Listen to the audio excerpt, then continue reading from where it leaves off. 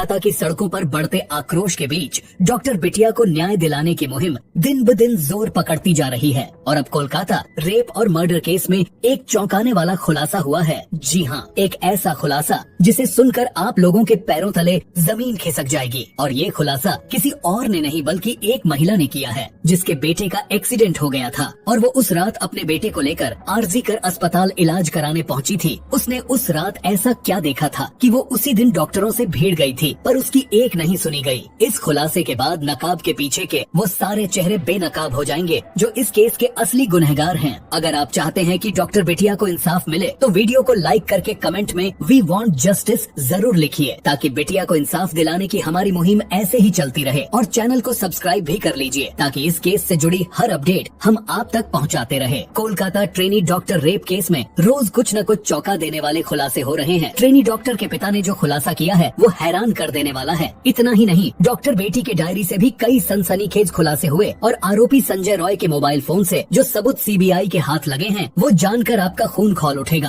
संजय रॉय बार बार अपने बयान जरूर बदल रहा है, पर सीबीआई को कई अहम सबूत हाथ लगे हैं जिससे इस केस को सोल्व करने में आसानी होगी और ये भी पता चलेगा कि क्या संजय रॉय ने ये घिनौना काम अकेले किया था या हॉस्पिटल में कोई और था जो उस रात संजय की मदद कर रहा था। इन अहम खुलासों के बारे में आपको एक एक चीज बताएंगे, लेकिन उससे पहले उस भावुक लेटर का जिक्र करेंगे जिसे शुक्रवार को टीचर्स डे के मौके पर डॉक्टर बिटिया की मां ने लिखा और अपनी बेटी के लिए इंसाफ की गुहार लगाई। हमने देखा है कि कई बार लोग ऐसी घटनाओं को लेकर आंदोलन करते हैं पर कुछ समय बाद सब कुछ भूल जाते हैं, पर डॉक्टर बिटिया की मां और पूरा भारत ये चाहता है कि बिटिया को इंसाफ मिले। इसी पर डॉक्टर बिटिया की मां ने ये भावुक लेटर भी लिखा है। डॉक्टर बिटिया की मां ने इस लेटर में लिखा कि उनकी बेटी को पैसों की नहीं बल्कि ढेर सारी डिग्रियों की जरूरत थी जिससे वो कई सारे मरीजों का इलाज कर सके। उन्होंने मेडिकल कॉलेज के टीचर्स, डॉक्टर्स, मेडिकल ऑफिसर्स और नर्सेस से अपील करी है कि अगर किसी के भी पास इस केस के बारे में कोई सबूत हो तो वो सामने लाएं, क्योंकि उन्हें लगता है कि कुछ अच्छे लोगों की चुप्पी से अपराधियों का हौसला बढ़ता है। डॉक्टर बिटिया की मां के साथ पूरा देश डॉक्टर बेटी के लिए इंसाफ की गुहार लगा रहा है, लेकिन लगता है ये केस हर गुजरते वक्त के साथ और ज्यादा पेचीदा होता जा रहा है। लेकिन इस मामले में जो चौंकाने वाला मोड़ सामने आया उससे केस के काफी हद तक सुलझने के आसार भी नजर आ रहे हैं। इससे पहले कि हम उस महिला के खुलासे पर आए जो अपने बेटे को लेकर उस रात अस्पताल पहुंची थी, आपको कहानी को सिलसिलेवार ढंग से समझना होगा, क्योंकि अब पूरी कहानी पलट चुकी है।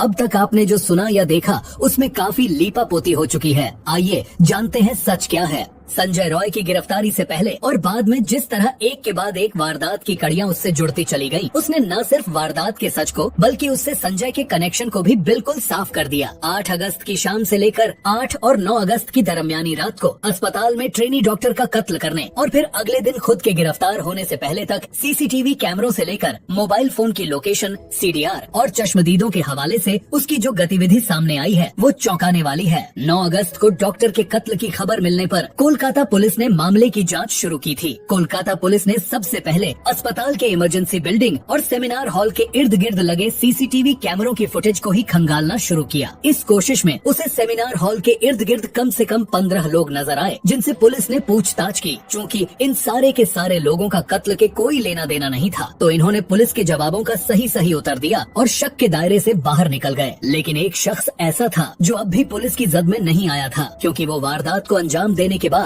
पुलिस के बैरक में ही जाकर सो गया था, वो भी नशे में धुत होकर। चूँकि अब तक पुलिस ट्रेनी डॉक्टर के कत्ल की टाइमिंग मोटे तौर पर पता कर चुकी थी, उसने 8 और 9 अगस्त की रात 3 से 4 बजे के बीच की सीसीटीवी फुटेज पर अपना ध्यान केंद्रित कर दिया। इस दौरान फुटेज में संजय रॉय ही सेमिनार रूम के इर्द गिर्द नजर आया। अब चूँकि संजय रॉय दूसरे सीसीटीवी फुटेज में इसी अस्पताल में भर्ती एक मरीज के पास आता जाता हुआ दिख रहा था, तो पुलिस ने संजय के सीसीटीवी फुटेज का ग्रैब निकालकर उसे अस्पताल में भर्ती एक मरीज को दिखाया। ये मरीज और कोई नहीं बल्कि संजय रॉय के दोस्त सौरभ का भाई था। इसी भाई को जब संजय रॉय की तस्वीर दिखाई गई तो उसने देखते ही संजय को पहचान लिया और उसके बारे में पुलिस को जानकारी दी। उधर शाम तक वारदात का शिकार बनी ट्रेनी डॉक्टर का पोस्टमार्टम हो चुका था और पोस्टमार्टम से ये साफ हो चुका था डॉक्टर की मौत रात के खाने के करीब 4 घंटे बाद हुई है। चूँकि रात के खाने का वक्त करीब 12 बजे का था, तो ये बात भी साफ हो गई कि डॉक्टर की हत्या 4 बजे के आसपास की गई। उधर सीसीटीवी फुटेज में भी संजय रॉय करीब 4 4 बजे ही सेमिनार हॉल की तरफ जाता हुआ दिख रहा था। ऐसे में दूसरे सबूतों के साथ साथ सीसीटीवी फुटेज भी इस बात की तस्दीक कर रहे थे कि इस मामले में संजय ही शामिल है। हालांकि संजय अब तक पुलिस की जद में नहीं आया था, वो पुलिस की पकड़ से उस वक्त तक बाहर था। दोपहर को जब सौरभ के भाई ने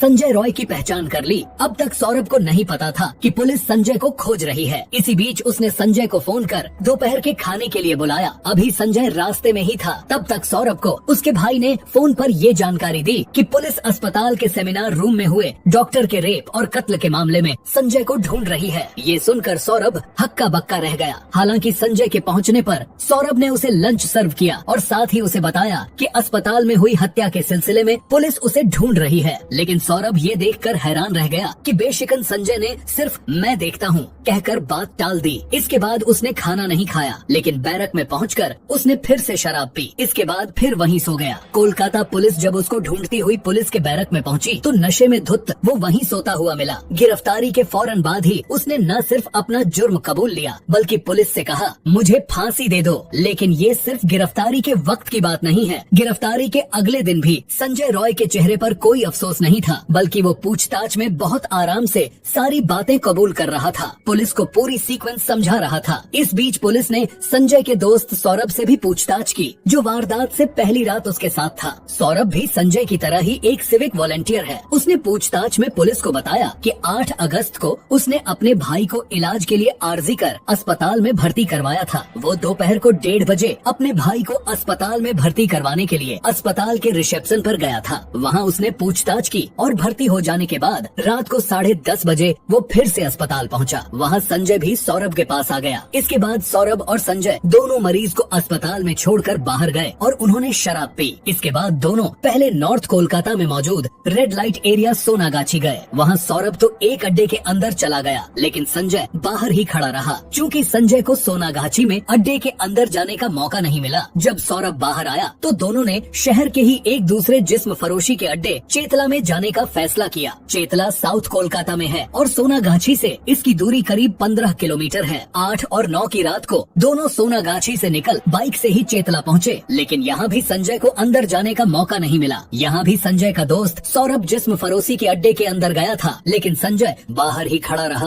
तफ्तीश में साफ हुआ है कि वहाँ खड़े खड़े ही उस रात संजय ने अपनी गर्लफ्रेंड को फोन किया था और उससे वीडियो कॉल पर बात की थी। गर्लफ्रेंड से उसकी कुछ प्राइवेट तस्वीरें भी मांगी। संजय रॉय दूसरे जिस्म फरोशी के अड्डे पर पहुंचकर भी किसी से रिश्ते बनाने में नाकाम रहा। जब पुलिस ने इस सिलसिले में उससे पूछताछ की तो उसने कहा कि उसके पास पैसे नहीं थे। हालांकि पुलिस को उसके इस जवाब पर यकीन नहीं हुआ, क्योंकि अब तक संजय रॉय के दिमाग में किसी वारदात को अंजाम देने की साजिश कुल बुलाने लगी थी। इसलिए उसने जिस्म फरोशी के अड्डे में पहुंचकर भी किसी से रिलेशन नहीं बनाया। पूछताछ में सौरभ ने पुलिस को बताया कि उसे बाइक चलानी नहीं आती है, इसलिए उस रात शराब पिए होने के बावजूद बाइक संजय ही चलाता रहा। जब दो रेड लाइट एरिया से घूमकर दोनों आरजी कर अस्पताल के पास पहुंच गए तो संजय बैरक की ओर जाने की जगह अस्पताल की तरफ बढ़ गया। इस पर सौरभ ने उससे पूछा कि क्या वो बैरक की तरफ नहीं जाएगा, तो उसने कहा कि वो जाएगा। तब रात के करीब 2:45 बज रहे थे। सौरभ ने बताया कि आरजी कर अस्पताल की तरफ से भी एक सड़क बैरक की तरफ जाती है, इसलिए उसे लगा कि शायद संजय घूमकर उसी रास्ते से बैरक पहुंच जाएगा। पूछताछ में सौरभ ने पुलिस को बताया कि उसे नहीं पता कि इसके बाद संजय कब बैरक में लौटा। अगले दिन सुबह 10 बजे उन्हें अस्पताल में भर्ती अपने भाई के पास जाना था। इसके लिए जब वो संजय को जगाने बैरक में पहुंचा तो वो गहरी नींद में सो रहा था। 2 बार जगाने की कोशिश करने के बावजूद वो नहीं उठा। सौरभ का कहना है कि इसके बाद वो अकेला ही अस्पताल चला गया और वहाँ उसने डॉक्टरों से बात की। 9 अगस्त की दोपहर को डॉक्टरों से मुलाकात के बाद सौरभ ने कई बार संजय को फोन किया, लेकिन उसने फोन नहीं उठाया। असल में वो संजय को साथ में लंच करने के लिए बुलाना चाहता था। इसके बाद जब तक संजय सौरभ के पास पहुंचा तो वो लंच कर चुका था। सौरभ ने उसे आरजी कर में हुई वारदात के बारे में बताया और उसके बारे में पता करने को कहा, क्योंकि संजय की कई लोगों से जान पहचान थी। इस पर उसने कहा कि वो चेक कर रहा है। सौरभ की माने तो इसके बाद वो टॉयलेट जाने की बात कहकर निकला और फरार हो गया। उसने पुलिस को बताया कि इसके बाद उसने संजय को साथ में अस्पताल चलने के लिए कई बार कहा, लेकिन हर बार वो बचता रहा। आखिर में संजय ने एक दोस्त के साथ शराब पार्टी करने की बात कही और अस्पताल जाने से मना कर दिया। संजय बेशक आरजी कर अस्पताल नहीं जाना चाहता था, लेकिन वारदात के अगले दिन 9 अगस्त के रोज भी वो बेहद रिलैक्स्ड और खुश दिख रहा था। उसे 9 अगस्त की रात 12 बजे ये पता चला कि पुलिस संजय को उस केस में गिरफ्तार करना चाहती है। उसने संजय को कई बार फोन फोन किया, पर संजय ने फोन नहीं उठाया और फिर कुछ समय बाद पुलिस ने उसे धर लिया। जब आरोपी संजय का पॉलीग्राफ टेस्ट हुआ तो उसने अपने आप को बेगुनाह बताया। उसने बताया कि जब वो सेमिनार हॉल में गया उस समय डॉक्टर बिटिया की मौत हो चुकी थी और वहाँ उसका शव पड़ा था, जिसे देखकर वो डर कर भाग गया। जबकि संजय ने ही 10 अगस्त को गिरफ्तार होने के बाद अपना गुनाह कबूल कर लिया था। क्या उसका इस तरह अपने बयान से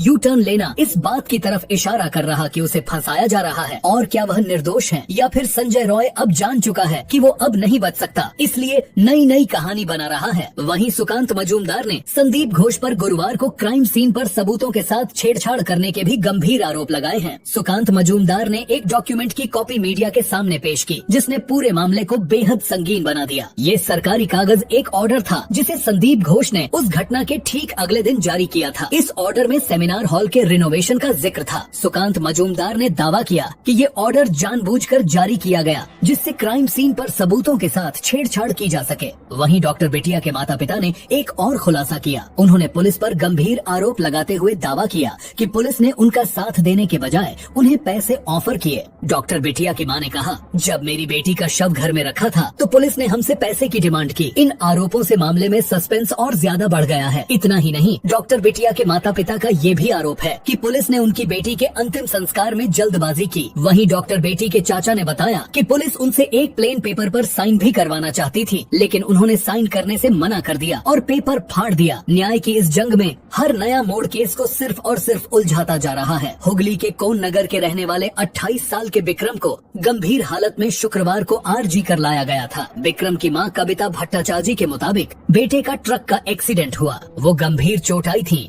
बहुत खून भी बह चुका था। जब हम बेटे को आरजी कर लाए तो कोई डॉक्टर नहीं मिला, इमरजेंसी वार्ड में भी डॉक्टर नहीं था। बेटे को तुरंत सर्जरी की जरूरत थी, लेकिन ऐसा नहीं हुआ और मेरे बेटे की जान चली गई। वहीं महिला के आरोप पर आरजी कर की मेडिकल सुपरिंटेंडेंट और वाइस प्रिंसिपल डॉक्टर सप्तर्षि चटर्जी ने कहा कि डॉक्टरों की लापरवाही से मौत नहीं हुई, विक्रम को तुरंत ट्रॉमा केयर ले जाया गया था। अब इस पर भी लोग कह रहे हैं कि ये घटना उसी वक्त की है जब डॉक्टर बिटिया के साथ दरिंदगी हुई और इस घटना को लोग डॉक्टर बिटिया के केस से जोड़कर देख रहे हैं। अब धीरे धीरे सब सच बाहर आ रहा है और कातिल कितना भी शातिर क्यों न हो, पूरा भारत मिलकर उसको उसकी मंजिल तक जरूर पहुंचा देगा। आप भी बताइए कि इन दरिंदों को क्या सजा देनी चाहिए। मिलते हैं अगली वीडियो में। धन्यवाद।